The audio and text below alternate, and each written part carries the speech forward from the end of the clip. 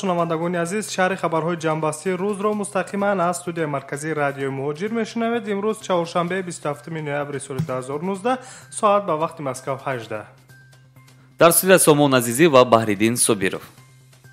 дар Русия кумитаи назорати ҷамъиятӣ дар якҷоягӣ бо Росселхознадзор ба тафтиши ҳасибҳои ҳалоли ширкатҳои истеҳсолкунандаи зери тамғаи ҳалол пардохтанд. муайян гардидааст ки дар баробари гӯшти гов дар ҳасибҳои зери тамғаи ҳалол қисме аз зиёдаш гӯшти хук мебошад. ба иттилои российская газета чунин ҳолатҳо бештар дар минтақаи Урали Русия ошкор гардидааст. муовини раҳбари Росселхознадзор Ирина Топаркова гуфтааст ки аслан маҳсулоти гӯшти ҷиҳати дақиқ кардан ба мутобиқати стандартҳои маҳсулоти гӯшти мавриди санҷиш қарор гирифта буданд, вале ногаҳон дар таркиби ҳасибҳои ҳалол гӯшти хук ошкор гардидааст. масъулини озмоишгоҳ бо гузарондани ДНК-и хук муайян карданд ки қисми аз зиёди гӯшти ҳасибҳо зери тамғаи ҳалолро гӯшти хук дар бар мегирифтааст. Ирина Топаркова муовини раиси Росселхознадзори Русия ҳамчунин қайд кардааст ки санҷишҳоро идома доданд. аз ҷумла коршиносон таркиби гӯшти ҳасиб, тӯшбера ва гӯшти қимаро ташхис намуданд ва дар таркиби онҳо низ иловаҳои гӯшти хукро пайдо карданд. дар вилояти Челябинск муайян гардидааст ки яке аз корхонаҳои ҳасиббарорӣ бештар мардумро фиреб дода бо гузоштани тамғаи ҳалол ҳасиби истеҳсол намудаашро аз гӯшти хук ба фурӯш гузоштааст. Сергей Сиев, раиси кумитаи назорати ҷамъиятии Русия гуфтааст ки истеҳсоли ҳасибҳои бо ном ҳалол зиёд ошкор карданд. ӯ ҳамчунин истеҳсоли ҳасибҳои дурӯғини ҳалолиро зарбаи сахт ба эътиқоди зиёди мусалмонон арзёбӣ карда, афзудааст ки ширкате ки дар фиреби мусалмонон даст дорад, ҷаримаи ҳангуф хоҳад шуд.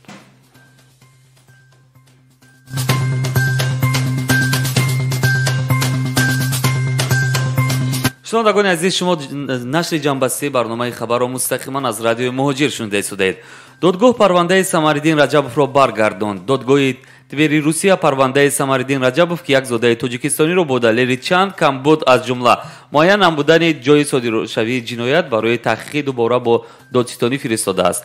Раҷабовро бо он муттаҳам мекунанд ки дар гулгашти Светнои дар назди бинои рақами 1 Москав ба сӯи маъмурини милиса зарфи пластикиро ҳаво додааст, дар ҳоле ки дар ин гулгашт хонаи рақами 1 нест. Самариддин Раҷабов дар ҷараёни эътирозҳои тобистонаи имсол дар пойтахти Русия дастгир шуд ва ба таҳдиди истифода ва зур муттаҳам аст.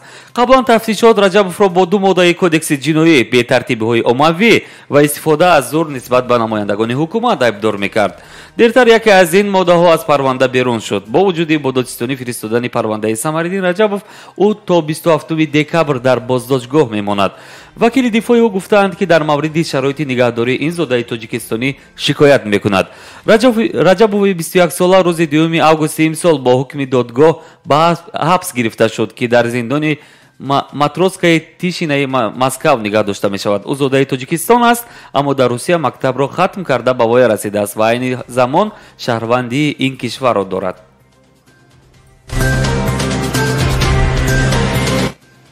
гурӯҳе аз муҳоҷирони тоҷику узбек байни ҳам занозанӣ намудаанд. гуфта мешавад ки дар ин бетартибӣ зиёда аз 40 нафар муҳоҷирони меҳнатӣ ширкат карданд ки полиси Москав қисме аз онҳоро дастгир намудааст.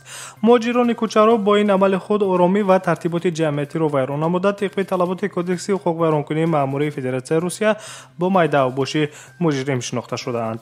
онҳоро аз 1000 рубли ҷарима то 15 шабонарӯзи ҳабси маъмурӣ интизор аст. сабаби даст задани гурӯҳи муҳоҷирони тоҷику узбекро дар ин бетартибӣ манбаъ аз сароясати вазорати корҳои дохилии Русия дар шаҳри Москав нофаҳмоии онҳо дар тақсими кор арзёбӣ карданд. ҳамчунин касе аз муҳоҷирон зараре ба саломатӣ надида аз кӯмаки ёрии тиббӣ даст кашидаанд. идомаи барномаи мустақими хабарро шунида истодаед. имсол дар Тоҷикистон 64 000 нафар ба рухсатии маҷбурӣ фиристода шуданд. тибқи маълумоти расмӣ ҳамагӣ 57 000 нафар бекорон шуморида мешаванд. дар моҳи январ-сентябри соли равон бо ташаббуси маъмурӣ аз 64 000 нафар дар Тоҷикистон ба рухсатии маҷбурӣ фиристода шуданд. тавре агентии омори назди президенти ҷумҳурии Тоҷикистон итлоъ медиҳад, дар ҳамин ҳол 34 000 нафари онҳо беҳифзи музди меҳнат монданд. гуфта мешавад 300 нафар дар иҷраи ҳафтаи нопурраи корӣ ва рӯзи кории нопурра фаъолият карданд. сатҳи бекорӣ бо дар назардошти бекории пинҳонӣ 12% қувваҳои кориро ташкил додааст, қайд мекунад дар агентии омор. додгоҳи ноҳияи Таганскаяи шаҳри Москва ду шаҳрванди Тоҷикистонро то 20 январи соли 2020 ба ҳабси пешакӣ гирифтааст. Сабаби қабули чунин қарор аз ҷониби додрасро хабаргузории ТАСС дар айбнома зидди ин шаҳрвандони Тоҷикистон бо аломати моддаи 205.2 кодекси ҷиноятии Федератсияи Русия даъвати оммавӣ ба амалисозии фаъолияти террористӣ, сафедкунӣ, ҷонибдории терроризм ё таблиғи терроризм бо истифода аз шабакаи интернет гуфта мешавад. айни ҳол таҳқиқ аз ҷониби сарраёсати тафтишотии Кумитаи тафтишотии Русия дар шаҳри Москва ҷараён дорад. аз шаҳрвандони Тоҷикистон Нозим Азимов ва Уктамҷон Раҷабматов ном бурда мешавад.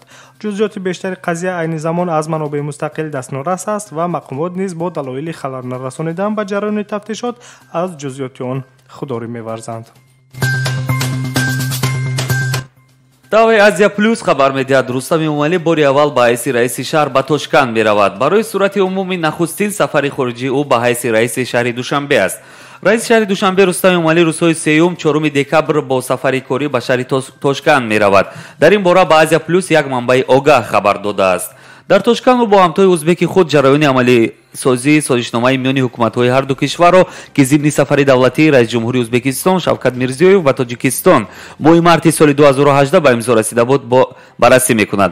аз ҷумла Рустами Умалӣ ва аз шаҳрдори Тошканд Ҷаҳонгир Ортиқоҷаев масоили ҳамкориҳои тиҷоративу иқтисодӣ ва фарҳангиро байни Душанбе ва Тошканд баррасӣ мекунанд.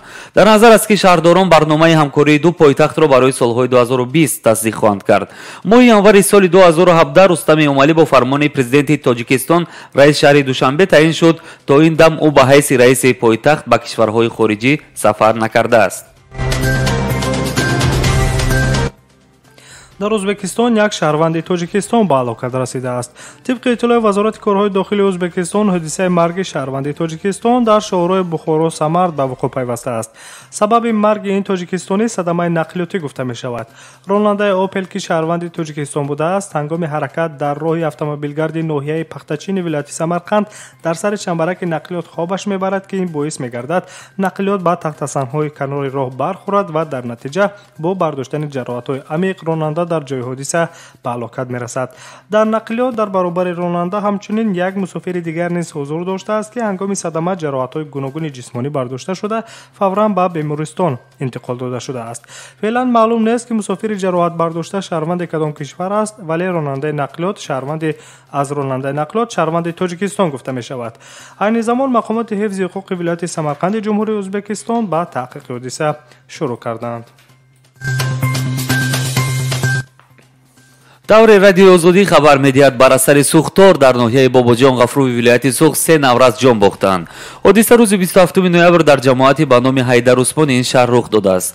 Абдурозиқ Ғафуров раиси ҷамоати ба номи Ҳайдар Усмон ба радиои озодӣ гуфт, наврасон дар натиҷаи оташ гирифтани хона ба ҳалокат расиданд. Ғафуров афзуд, феълан мақомоти идораи оташнишонӣ сабабҳои ҳодисаро муайян мекунанд. ба гуфтаи раиси ҷамоат наврасони ҳалокшуда аз 3 то 5 сол доранд. ҳамаашон аз як оила ҳастанд, ду писар ва як духтар, гуфт Абдурозиқ Ғафуров. дар ҳамин ҳол як манбаъ дар ноҳияи Бобоҷон Ғафуров ба радиои озодӣ гуфтааст, сабаби сӯхторе ки ба ҳалокати 3 наврас анҷомид дуд кардани таҷҳизоти барқӣ гармидиҳӣ мебошад. ҳамсӯҳбати мо гуфт, вақте падари кӯдакон дари хонаро мекушад, хона оташ гирифта кӯдакон месӯзанд.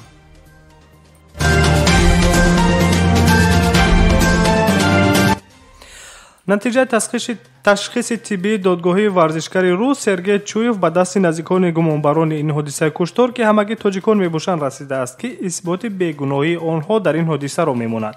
ҳодисаи марги варзишгари рус Сергей Чуев тақрибан ним сол пеш дар пайи як ҷанҷол бо шаҳрвандони Тоҷикистон расонаӣ шуд. гӯё шаҳрвандони Тоҷикистон бо кадоме аз занҳои ҳомила дар канори боғе дар минтақаи ҷанубу ғарби Москав дағалгуфторӣ карда бошанд ки он замон гӯё Сергей Чуев ба тарафдорӣ аз ин зан бархоста бошад. вале дар ҷараёни мурофиаҳои додгоҳӣ шоҳидон ин ҳолатро рад карданд, чун асли воқеа тамоман хотироти дигареро мемонад. тибқи иттилоъ шаҳрвандони Тоҷикистон ки 6 нафаранд дар гумонбарӣ бо ҷинояти куштор бо масъулияти пешакӣ ва авбошӣ айни ҳол дар ҳабси пешакӣ қарор доранд. инҳо Фаридун Сафаров, Рустам Аминов, Фирӯз Сафаров, Немаҷон Бобоев, Мирзо Шавкат Тафалангов ва Мероҷиддини Алоиддинзода ҳамагӣ сокинони ноҳияи Масҷои вилояти Суғд мебошанд. аз ҳуқуқи муҳоҷирони гумонбар дар ин ҷиноят 5 вакили мудофиъ ҳимоят мекунад. игор кайд яке аз вакилони мудофиаи муҳоҷирони тоҷик иброз доштааст ки ташхиси тиббии додгоҳӣ ба фоидаи муҳоҷирон анҷомидааст. мурофиаи аввали додгоҳӣ 6 ноябр оғоз гардидааст ва дар назар аст ки то моҳи феврали соли 2020 додрас ҳукми худро дар нисбати муҳоҷирони тоҷик қироат кунад.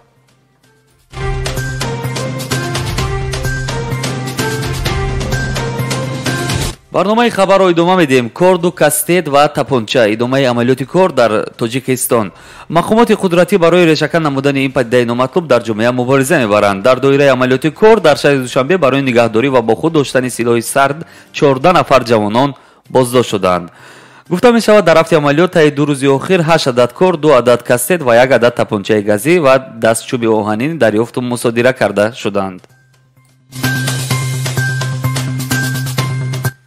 шунавандагони азиз, дар охири нашри хабари таваҷҷӯҳ намоед ба як эълон. шоми 29 ноябр соати 18 ба вақти Москав дар студияи марказии радиои муҳоҷир пахши мустақими барномаи ҳуқуқи шумо бо ҳуқуқшиносони соҳаи муҳоҷират доир мегардад. шумо метавонед саволҳои худро вобаста ба ҳолати гирифтани манзили иқомати будубош дар қаламраи Федератсияи Русия, ба расмият дарории ҳуҷҷатҳо, тибқи талаботи қонунгузории меҳнат ба кор даромадан ва аз кор хориҷ гаштан, гирифтани музди меҳнат аз корфармо ва ё кордиҳанда, ҳимояи худ дар мақомоти судӣ, муносибат бо полис, ҳангоми вохӯрдан ва ё муроҷиат ба гузаштани хатти сарҳади давлатӣ ба радиои муҳоҷир тариқи SMS паёмак дар шабакаҳои иҷтимоии Facebook, Instagram, Imo, ВКонтакте ва ё дар WhatsApp бо шумораи 8965 151 04 10 8967 111 5646 соли худро бифиристед ва ё дар ҷараёни барнома ки бо пахши мустақим доир мегардад занг зада ба суолҳои худ ҷавобҳои мушаххас гиред. фаромӯш насозед, пахши мустақим шоми 29 ноябр соати 18 ба вақти Москав оғоз мегардад. шунавандагони азиз, шумо нашри ҷамъбастии барномаи хабарро аз радиои муҳоҷир шунида истодед ва ҳарорати ҳавои назда дар Москав 1 дараҷа сардиро нишон дода истодааст. танбашавии мошинҳо бошад, дар роҳҳо 7 дараҷаро. ин лаҳза бахши обу ҳаворо ҳамкори ман Сомони Азизӣ баҳри шумо мутолиа мекунад. марҳамат. паго 28 ноябр ҳавои шаҳри Душанбе ва ноҳияҳои атрофи он офтобӣ буда, ҳарорат рӯзона 6-11 дараҷа гарм, шабона бошад 0-ро дар бар мегирад. дар Москав паго ҳавои тағйирёбандаи абрӣ буда, дар қисми ҷанубу ғарбӣ пагои рӯзӣ туман мефарояд ва шабона бошад дар баъзе аз қисматҳо каме борон меборад. ҳарорати ҳаво рӯзу шаб хунукии 1-2 дараҷаеро фаро мегирад. ҳавои шаҳри Санкт-Петербург 28 ноябр барфӣ буда, шамол аз самти шарқ бо суръати 8-11 метр дар сония мевазад. ҳарорат мӯътадил буда, рӯзу шаб аз 1 дараҷаи гармӣ то 2 дараҷаи хунукиро фаро хоҳад гирифт. дар Нижний Новгород низ паго барф меборад. ҳарорати ҳаво рӯзона 2-5, шабона 1 дараҷа хунук мешавад. дар Калининград бошад, рӯзу шаб ҳавои мӯътадил гуфта мешавад. ҳамчунин гармии 7-8 дараҷаӣ ва бориши борон пешгӯӣ мешавад. дар Хабаровск боришот дар назар нест, вале ҳаво сард мешавад. ҳарорат рӯзона то 19 ва шабона то 16 дараҷа хунук хоҳад шуд. дар Новосибирск паго бориши барф пешгӯӣ мешавад. рӯзона хунукии ҳаво аз 13 то 17, шабона бошад то 12 дараҷа мерасад. шунавандагони азиз, дар ҳама гуна вазъи ҳаво ба шумо таби хушу болидаро таманно дорем. бо радиои муҳоҷир бимонед.